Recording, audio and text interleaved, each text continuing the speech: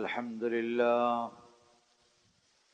لله نحمده ونستعينه ونؤمن به ونتوكل عليه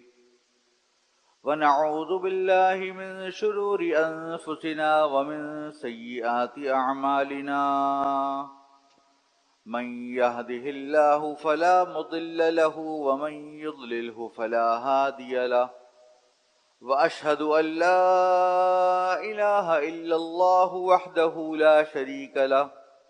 وأشهد أن سيدنا وسندنا ونبينا ومولانا محمدا عبده ورسوله صلى الله تعالى على خير خلقه محمد وعلى آله وصحبه أجمعين أما بعد فأعوذ بالله من الشيطان الرجيم بسم الله الرحمن الرحيم وأما من خاف مقام ربه ونهى النفس عن الهوى فإن الجنة هي المأوى آمنت بالله صدق الله مولانا العظيم وصدق رسوله النبي الكريم ونحن على ذلك من الشاهدين والشاكرين والحمد لله رب العالمين.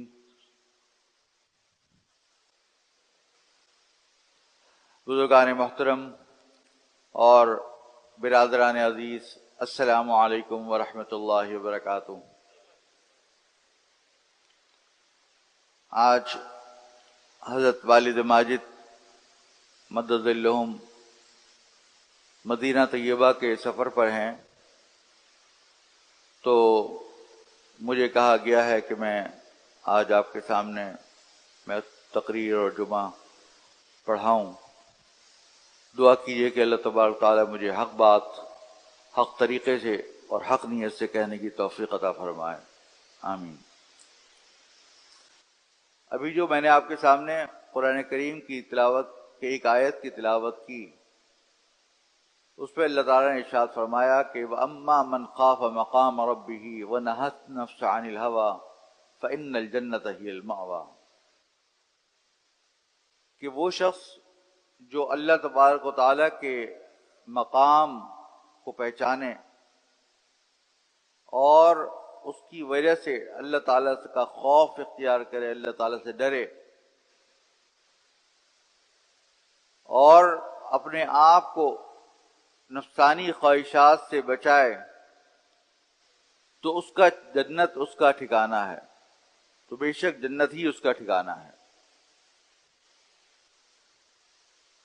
جو شخص اللہ تعالیٰ کا خوف، اللہ تعالیٰ کی رفعت اور مقام کو ملحوظ مخاطر رکھتے ہوئے اللہ تعالیٰ سے ڈرے اور اپنے آپ کو گناہوں سے بچائے اور اپنے آپ کو نفسانی خواہشات سے بچائے، تو بے شک جنت ہی اس کا ٹھکانہ ہے.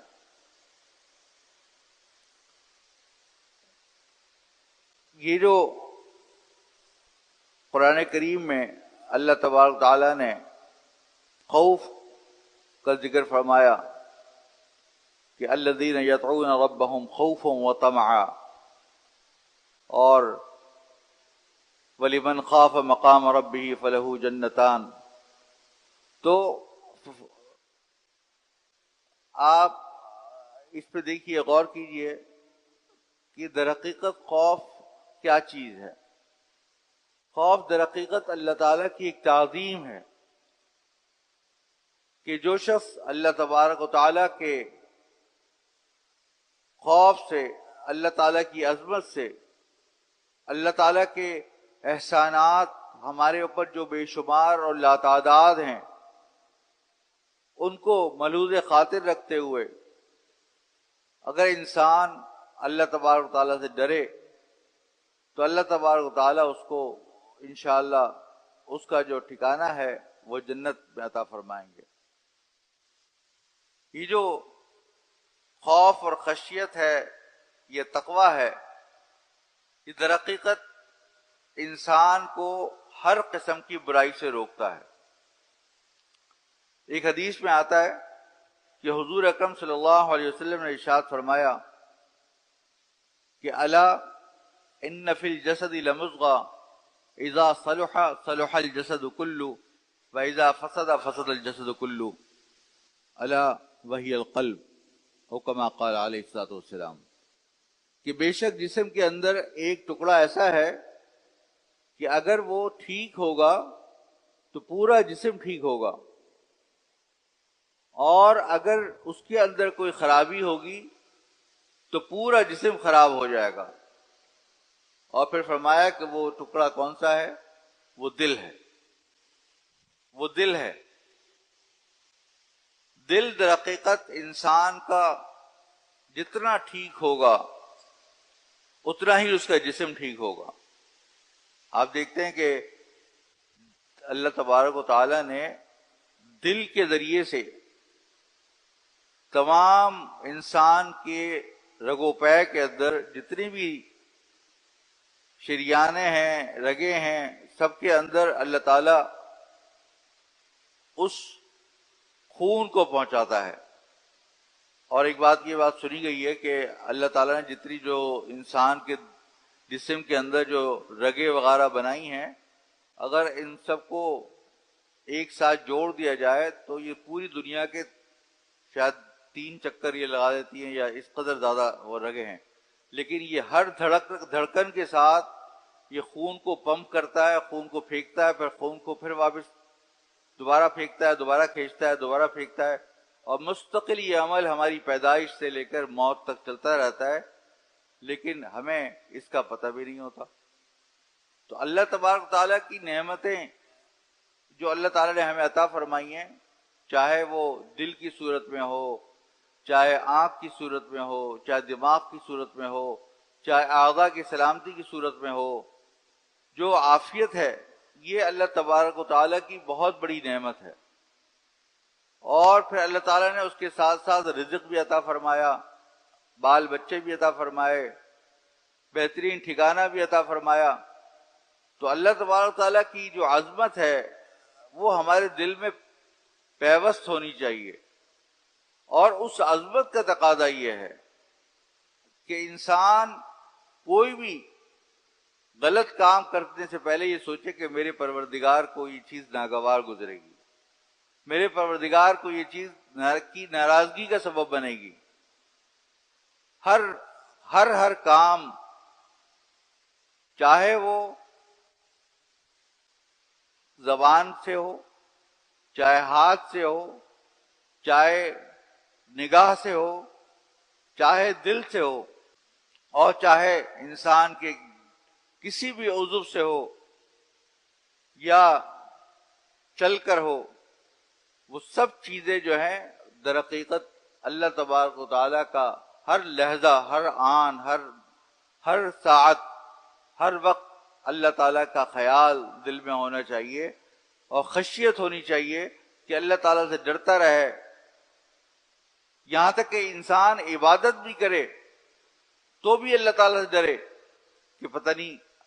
اللہ تبارک و تعالیٰ کہیں ایسا تو نہ ہو والعیاذ باللہ کہ وہ رد ہو جائے۔ یدعون ربهم خوفا وطمعا،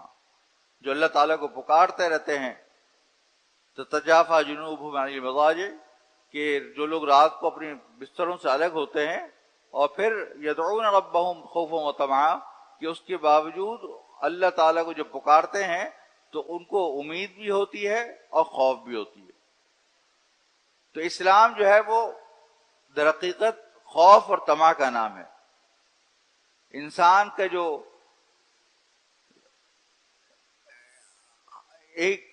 انسان کے اندر جو ہر وقت ایک چیز ہونی چاہیے وہ یہ کہ ہر وقت خوف اور رجا کی کیفیت ہو۔ حضرت عمر رضی اللہ عنہ کتنے جلیل القدر صحابی،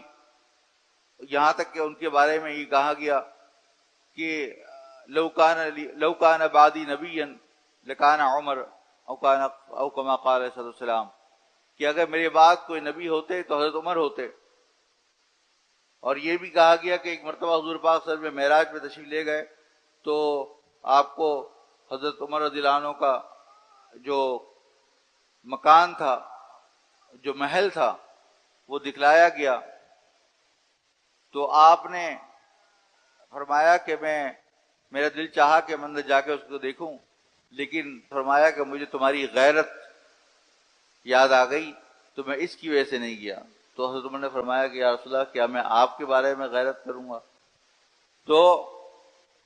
ان کے بارے میں حضور صلی اللہ علیہ وسلم نے پہلے ہی پیشن گوئی فرما دی تھی کہ آپ جنت میں جائیں گے، لیکن اس کے باوجود حضور پاک صلی اللہ علیہ وسلم کی وفات کے بعد آپ حضرت حذیفہ ابن یمان رضی اللہ عنہ کے پاس جاتے ہیں اور ان سے پوچھتے ہیں کہ کہیں عمر کا نام منافقین میں سے تو نہیں ہے، کیونکہ حضرت حذیفہ ابن یمان رضی اللہ عنہ کے بارے میں کہا جاتا ہے کہ یہ صاحب السر رسول اللہ صلی اللہ علیہ وسلم تھے، یعنی حضور پاک صلی اللہ علیہ وسلم کے رازدار تھے۔ آپ کو حضور اکرم صلی اللہ علیہ وسلم نے اپنے صحابہ کرام میں سے تمام جو مخلصین تھے ان کا بھی بتا رکھا تھا، جو خدا نخواستہ علیہ باللہ جو لوگ منافق تھے ان کی پوری فہرست دے رکھی تھی۔ تو آپ ایک رازدار تھے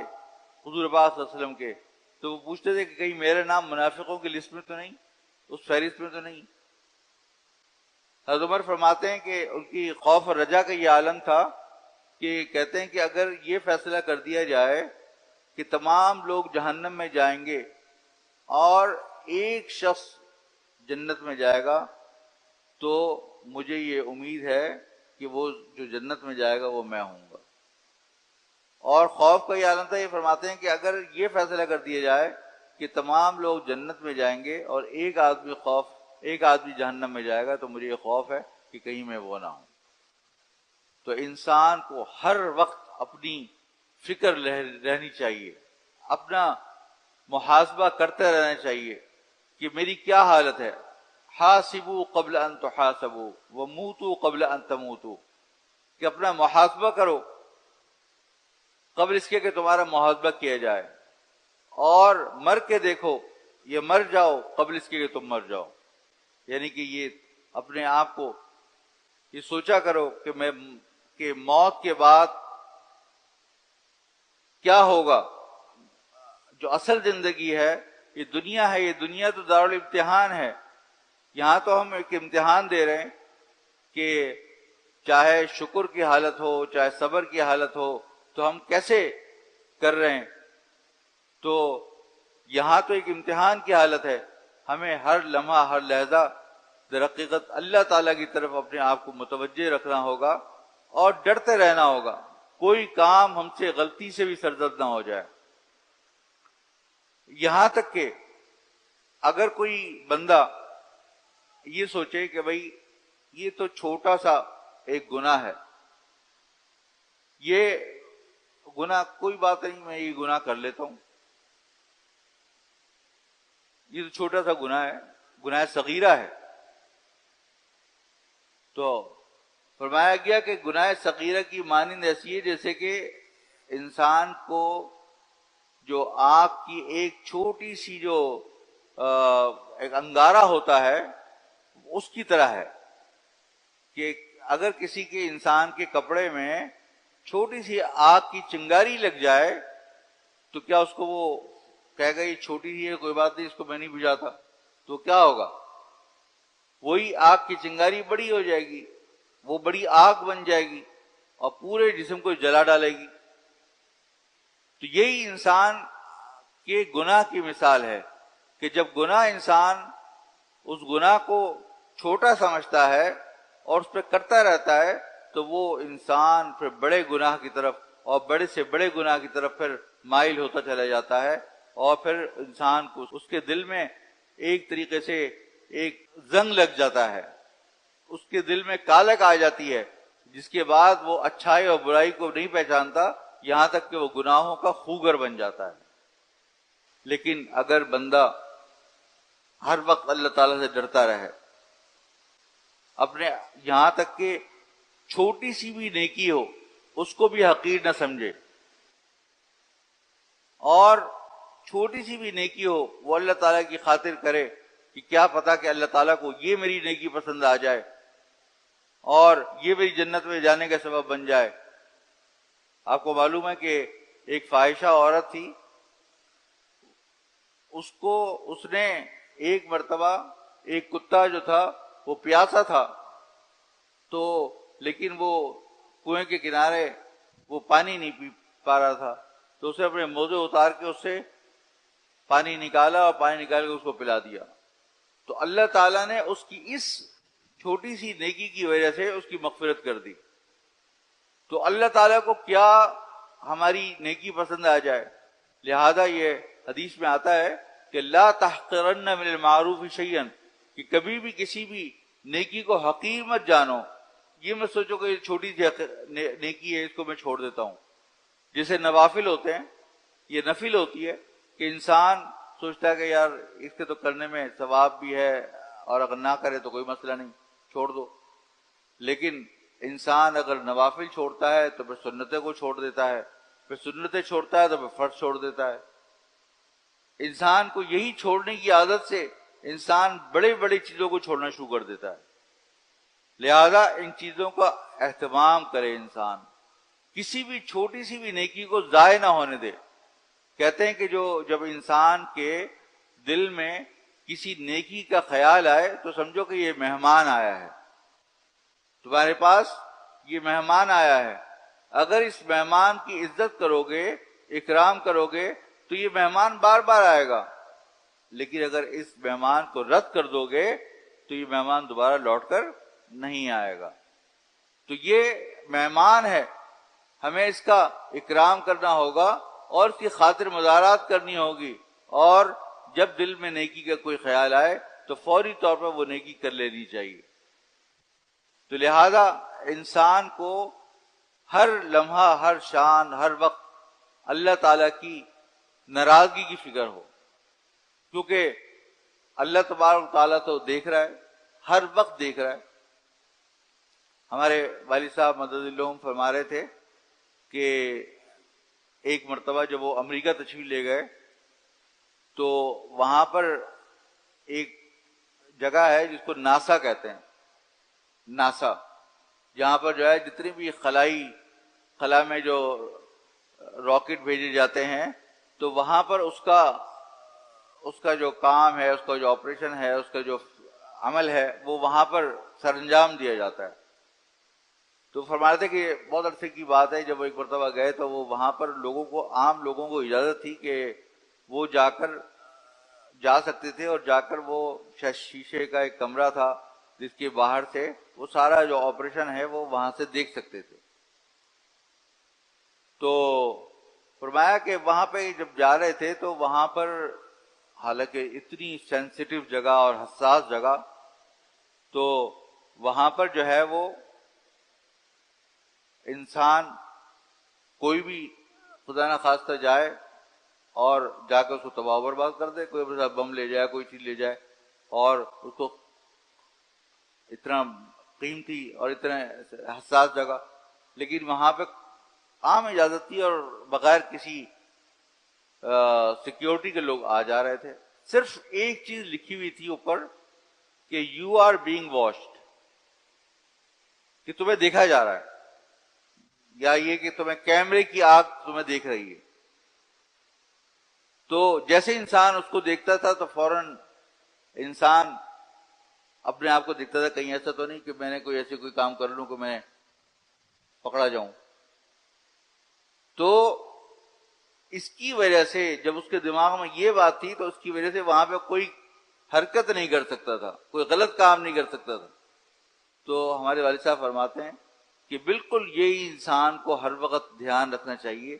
کہ اللہ تبارک و تعالیٰ تو اس کو ہر آن دیکھ رہے ہیں، ہر لمحہ دیکھ رہے ہیں۔ وہ کہتے ہیں کہ حضرت عمر فاروق رضی اللہ عنہ کا یہ معمول تھا کہ رات کو وہ شہر کا چکر لگایا کرتے تھے اور دیکھتے تھے کہ بھئی کوئی غلط کام تو نہیں ہو رہا۔ تو ایک مرتبہ رات کو مدینہ کا چکر لگا رہے تھے، گشت کر رہے تھے، تو ایک گھر کے اندر سے ایک لڑکی کی اور ایک اس کی والدہ ماں کی آواز آ رہی تھی، بات چیت کر رہی تھی دونوں۔ تو وہ ماں کہہ رہی تھی کہ بیٹا یہ جو بکری ہے اس کا دودھ ہے، اس میں تو پانی ملا دو تھوڑا سا، ابھی رات کا وقت ہے تو کوئی دیکھ تو نہیں رہا، اور جو اس وقت جو امیر المومنین ہے وہ بھی سو رہے ہوں گے، ان کو بھی نہیں پتا ہوگا، تو لہٰذا تو پانی ملا دو۔ تو اس لڑکی نے کہا کہ اگر امیر المومنین سو رہے ہوں گے تو اللہ تعالیٰ تو جاگ رہا ہے، اللہ تعالیٰ تو دیکھ رہا ہے، تو میں کیسے پانی ملا دوں؟ تو حضرت عمر فاروق رضی اللہ عنہ واپس گئے، اگلے دن صبح کو معلوم کیا کہ بھئی کون سی لڑکی ہے، کون، تو وہاں پر اپنے بیٹے کا رشتہ بھیجا، اور بعد میں اسی والد صاحب نے اپنے ایک جگہ تقریر میں لکھا ہے کہ اسی کی اولاد میں بعد میں حضرت عمر ابن عبدالعزیز پیدا ہوئے۔ تو تقوی کا یہ اثر ہوتا ہے۔ تو اسی طریقے سے ایک مرتبہ حضرت عمر جو ہے وہ جا رہے تھے کہیں، جو بکریوں کا گلہ تھا وہاں پہ ایک گلہ بان جو ہے وہ بکریاں چرا رہا تھا، تو حضرت عمر نے فرمایا کہ بھائی ایسا ہے کہ تم مجھے اس کا دودھ پلا دو اور ایک بکری مجھے دے دو، میں اس کو ذبح کر لوں گا اور تمہیں میں پیسے دے دیتا ہوں۔ اگر تم سے جو پوچھے گا کہ بھائی مالک میری بکری کہاں گئی، تو تم یہ کہہ دینا کہ وہ بھیڑیا کھا گیا، تو یہ کہہ دینا۔ تو انہوں نے کہا کہ اگر اس گلے بان نے کہا جو چرواہا تھا، وہ کہنے لگا کہ اچھا یہ بات ہے، تو پھر اللہ کہاں ہے؟ یعنی یہ کام میں اگر کر بھی لوں تو اللہ تعالیٰ کو میں کیا جواب دوں گا؟ تو اگر آپ دیکھیے کہ انسان کے اندر اللہ تعالیٰ کا ایک خوف پیدا ہو جائے تو نہ پولیس کی ضرورت ہے، نہ عدالت کی ضرورت ہے، نہ کورٹ کی ضرورت ہے، کسی قسم کی سیکیورٹی کی ضرورت نہیں، کیونکہ ہر وقت اللہ تعالیٰ کا خوف ہے۔ وہ کوئی ایسا کام نہیں کرے گا جو ناجائز اور غلط ہو، جس سے کسی کو تکلیف پہنچے۔ جو اللہ تعالیٰ کی طرف سے منع کردہ چیزیں ہیں ہر کام سے انسان بچے گا۔ اب دیکھیے حضور پاک صلی اللہ علیہ وسلم کے زمانے میں کوئی پولیس نہیں تھی، لیکن خود صحابہ کرام آ کے بتلا دیتے تھے کہ یا رسول اللہ ہم سے یہ غلطی ہو گئی۔ خود صحابہ کرام آ کے بتلا دیتے تھے کہ ہم سے یہ غلطی ہو گئی، آپ ہمارے پر حد جاری کر دیجئے۔ تو یہ سب کس وجہ سے تھا؟ اس لیے کہ ان کے دل میں اللہ تعالیٰ کا خوف تھا، ہر وقت اپنا وہ محاسبہ کرتے رہتے تھے۔ حضرت حنظلہ رضی اللہ عنہ ایک صحابی ہیں، وہ کہتے ہیں کہ ایک مرتبہ وہ حضور پاک صلی اللہ علیہ وسلم کے پاس حاضر ہوئے، انہوں نے کہا کہ یا رسول اللہ جب ہم آپ کے پاس حاضر ہوتے ہیں تو ایسا لگتا ہے جیسے کہ ہم جنت اور جہنم کو اپنی نگاہوں کے سامنے دیکھ رہے ہیں، اور ہمارے دل میں اتنی زیادہ خوف خدا پیدا ہوتا ہے کہ بس کوئی کسی قسم کے گناہ بچ جاتے ہیں۔ لیکن جب ہم باہر نکلتے ہیں، بازاروں میں جاتے ہیں، تو وہ اہتمام یا وہ بات نہیں رہتی۔ تو اس لیے مجھے تو شبہ ہے کہ کہیں میں منافق نہ ہو گیا ہوں۔ تو نافق حنظلہ، انہوں نے کہا کہ مجھے لگتا ہے کہ حنظلہ منافق ہو گیا۔ تو حضور نے فرمایا کہ نہیں، فکر کی بات نہیں، یہ وقت وقت کی بات ہے، کسی وقت انسان کے دل میں یہ ہوتا ہے تو کبھی وہ ہوتا ہے۔ لیکن اس سے یہ ثابت ہوتا ہے کہ صحابہ کرام رضوان اللہ تعالی علیہم اجمعین ہمیشہ ہر وقت اپنا محاسبہ کرتے رہتے تھے، اپنے آپ کو دیکھتے رہتے تھے کہ ہم سے کوئی غلطی تو نہیں ہو رہی۔ تو اصل چیز ہے تقوی، کہ انسان کے دل کے اندر اللہ تعالیٰ کا خوف پیدا ہو جائے، جو کہ انسان کو ہر قسم کی برے کام سے، حرام آمدنی سے، حرام فعل سے انسان کو روک دے۔ اور یہ تقوی جو پیدا ہوتا ہے یا یہ خشیت جو پیدا ہوتی ہے، یہ کیسے ہوتی ہے؟ اس کا پیدا ہونے کا طریقہ کیا ہے؟ اس کے اللہ تعالیٰ نے فرمایا کہ یا ایھا الذین آمنوا اتقوا اللہ وکونوا مع الصادقین، کہ تقوی اختیار کرو اور سچے لوگوں کے ساتھ ہو جاؤ۔ جب انسان نیک اور سچے لوگوں کے ساتھ ہو جائے گا تو خود بخود اس کے اندر تقوی آ جائے گا۔ تو تقوی کے حصول کے لیے جو ایک بہترین نسخہ ہے جو قرآن کریم میں اللہ تعالیٰ نے ذکر فرمایا کہ انسان ان لوگوں کے ساتھ ہو جائے جو کہ سچے ہیں، یعنی کہ قول و فعل عمل ہر لحاظ سے سچے ہیں، ہر چیز کو وہ شریعت کے اوپر عمل کرتے ہیں، دین کے اوپر عمل کرتے ہیں، ان کا دل صاف ستھرا ہے، کسی قسم کے رذائل نہیں ہیں، اخلاق حسنہ سے مزین ہیں، اخلاق سیئہ سے پرہیز کرتے ہیں، تو ایسے لوگ در حقیقت سچے لوگ ہیں کہ جن کا دل بالکل صاف ستھرا ہو۔ انسان کے جس طریقے سے ظاہر کی صفائی ضروری ہے، اس طرح انسان کے دل کی صفائی بھی ضروری ہے، دل کا تزکیہ بھی ضروری ہے۔ اللہ تعالیٰ نے حضور پاک صلی اللہ علیہ وسلم کو بھیجا تو اس میں ایک مقصد جو تھا وہ یزکیہم، کہ ان کا دل کا تزکیہ کر دے، کیونکہ جب دل صاف ہو جائے گا تو پورا دل پورا جسم صاف ہو جائے گا۔ جیسے میں نے ابھی حدیث میں عرض کیا کہ حضور نے فرمایا کہ اگر یہ دل صحیح ہو گیا تو پورا جسم صحیح ہو جائے گا، اور اگر دل خراب ہو گیا تو پورا جسم خراب ہو جائے گا۔ تو اگر دل کے اندر کسی قسم کا بھی کوئی شح نہ ہو، بخل نہ ہو، حسد نہ ہو، بغض نہ ہو، حقد نہ ہو، کسی کے ساتھ دل میں جلن نہ ہو، کینہ پروری نہ ہو، غصہ نہ ہو، ناشکری نہ ہو، یہ سب چیزیں جب انسان کے دل میں نہیں ہوں گی تو انسان کا دل صاف ہو جائے گا۔ ایک حدیث میں آتا ہے کہ حضور اکرم صلی اللہ علیہ وسلم نے ارشاد فرمایا کہ جب تم وضو کیا کرو تو یہ شروع میں بسم اللہ الرحمن الرحیم، اشہد ان لا الہ الا اللہ واشہد ان محمد رسول اللہ، یہ پڑھ لیا کرو، تو اس سے تمہارے ظاہر کی بھی صفائی ہو جائے گی اور باطن کی بھی صفائی ہو جائے گی۔ ہم وضو کرتے ہیں نا، اعضاء کو دھوتے ہیں، تو ہمارا باطن کو صاف کرنے کے لیے یہ ایک نسخہ حضور پاک صلی اللہ علیہ وسلم نے ارشاد فرمایا، تو انسان اپنے تاکہ انسان کا باطن صاف ہو جائے۔ اور ایک دعا بھی ہے جو حدیث میں آئی ہے کہ انسان یہ دعا پڑھتا رہے، اللہم آتی نفسی تقواہا وزکیہا انت خیر من زکاہا، اللہم آتی نفسی تقواہا وزکیہا انت خیر من زکاہا، کہ انسان یہ دعا کرتے رہے کہ اللہ مجھے تقوی عطا فرما دے اور میرے دل کا تزکیہ فرما دے، دل کو پاک صاف کر دے، ہر برائی سے پاک صاف کر دے۔ جب انسان کا دل ہر برائی سے پاک صاف ہو جائے گا تو پھر انسان کو کسی قسم کے بھی گناہ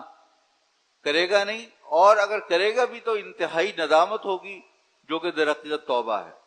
التوبۃ الندم، کہ توبہ در حقیقت کیا ہے؟ ندامت ہے، ندامت ہوگی، اور پھر انسان استغفار کرے گا، کیونکہ غلطی تو ہوگی انسان سے۔ کل بنی آدم خطاؤن وخیر الخطائین التوابون، کہ تمام بنی آدم جو ہیں وہ خطا کار ہیں، لیکن سب سے بہترین کون ہے؟ جو ان میں توبہ کرے۔ اور بلکہ ایک حدیث میں آتا ہے کہ اگر تم لوگ گناہ نہ کرو اور گناہ کر کے استغفار نہ کرو تو اللہ تعالیٰ ایک ایسی قوم لے آئے جو گناہ کرے گی اور پھر توبہ کرے گی۔ تو اللہ تعالیٰ کو بعض اوقات توبہ انتہائی پسند ہوتی ہے، اور جب انسان توبہ کرتا ہے تو بعض اوقات اس کے درجات جو ہے وہ پہلے سے بھی زیادہ اوپر چلے جاتے ہیں۔ تو جب اللہ تعالیٰ جب انسان توبہ کرتا ہے تو در حقیقت ایک ندامت ہوتی ہے، ایک شرمندگی ہوتی ہے کہ میرے پروردگار کی یہ میں نے ناراضگی کا یہ کام کر دیا۔ تو جتنا زیادہ استغفار کرے گا اور اللہ تعالیٰ سے توبہ کرے گا تو اللہ تبارک و تعالیٰ اس کو گناہوں سے بچنے کی اتنی ہی توفیق عطا فرمائیں گے۔ ما اصر من استغفر، کہ وہ آدمی پھر اصرار نہیں کرے گا جو آدمی استغفار کرتا رہے گا۔ تو انسان اس کے ساتھ ساتھ استغفار بھی کرتا رہے، اپنا ہر وقت دیکھتا رہے کہ کہیں مجھ سے غلطی تو نہیں ہو گئی، اور دن میں چاہے ہو کچھ ظاہراً کچھ نظر آئے نہ آئے، کم از کم 100 مرتبہ استغفار کر لیا کرے۔ حدیث میں آتا ہے حضور پاک صلی اللہ علیہ وسلم نے ارشاد فرمایا کہ کبھی میرے دل میں ایک بال سا آ جاتا ہے تو میں کم از کم 100 بار اللہ تعالیٰ سے استغفار کرتا ہوں۔ حالانکہ حضور پاک صلی اللہ علیہ وسلم جو تھے وہ معصوم تھے، معصوم عن الخطا تھے، اسے کوئی گناہ سرزد ہو ہی نہیں سکتا تھا، لیکن اس کے باوجود جو ہے وہ استغفار کرتے تھے۔ تو ہم لوگ تو ہمارے دل میں تو کتنے وسوسے آ جاتے ہیں، کتنے غلط کام ہم لوگ کر بیٹھتے ہیں، تو ہمیں تو ہر وقت اللہ تعالیٰ سے استغفار کرتے رہنی چاہیے، اور جتنا زیادہ استغفار کریں گے اتنی ہی مصیبتیں دور ہوں گی، اتنی ہی پریشانیاں دور ہوں گی۔ جو حضرت یونس علیہ السلام کا واقعہ ہے کہ حضرت یونس کو مچھلی کے پیٹ میں نگل لیا تھا، تو وہ اس میں زندہ رہے، اور انہوں نے وہاں پر جا کر یہ دعا کی، لا الہ الا انت سبحانک انی کنت من الظالمین،